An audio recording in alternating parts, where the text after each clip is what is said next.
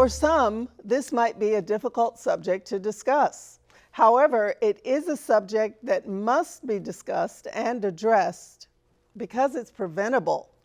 According to the Centers for Disease Control and Prevention, there's been a sharp increase in syphilis. As a result, there's been an increase in the number of babies born with syphilis in the United States. Congenital syphilis is preventable. And today we're going to talk about that with Alvina Chu from the Florida Department of Health in Orange County. She's going to tell us how moms can protect their babies from congenital syphilis. Welcome, Alvina. Thank you. Thank you so much for having me. So we could kind of infer by the opening that congenital means passed from mom to baby. Let's start with the most delicate thing, talking about it. You know, we don't like to talk about intimate things most of the time. Sometimes we're more comfortable asking someone their COVID results as opposed to, do you have an STD? What do you say to people to have that conversation? It's important to have a conversation about your health, and it protects both you and the partner as well. And so just having a frank conversation about sexual history, number of partners, and the circumstances under which you've had previous exposures. And so these are important risk factors for people to know. I know syphilis has been around for eons, but can you tell us some of the symptoms? How does it present itself? How would one know if they've been exposed? So really, it's hard to know if you've been exposed unless someone has told you or unless you get a test. And so sometimes syphilis can be, as a disease, can be asymptomatic, meaning you may not know, you may not have obvious symptoms, or it can present itself like many other diseases. You know, you might feel a fever or a headache or not well for some period of time.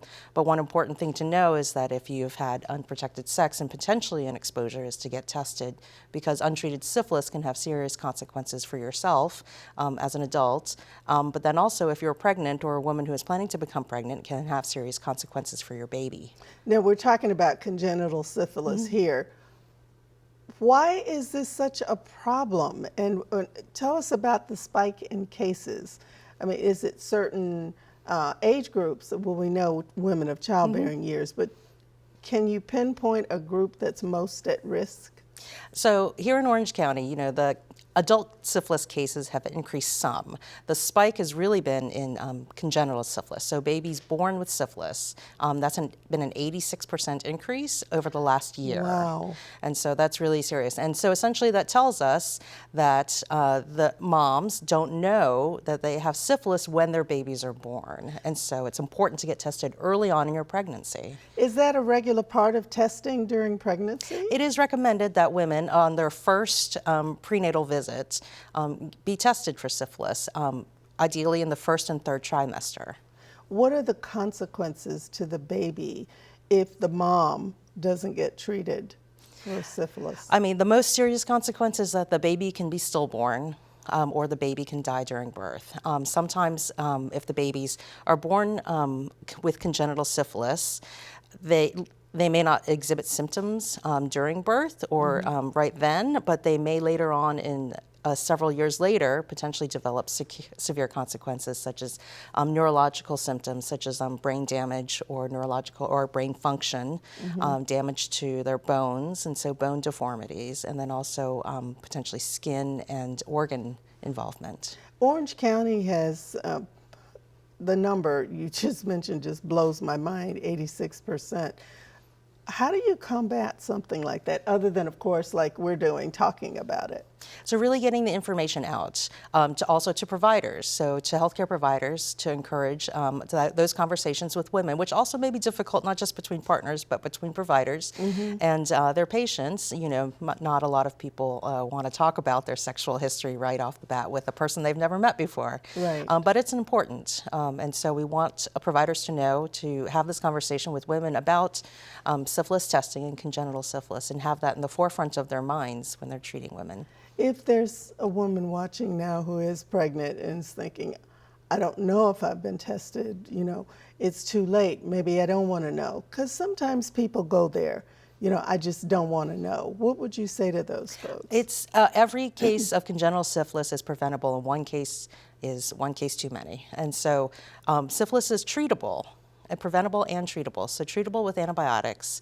And the earlier on that you get treated, the less risk there is to your baby. Is it ever too late during your pregnancy to have that test? There's a you should have the conversation with your physician about that, and it's recommended that you get tested at least in the first and third trimester. Okay, so if you are asymptomatic, meaning nothing's showing up, how do you know? You should get a test. Okay, what's that test like?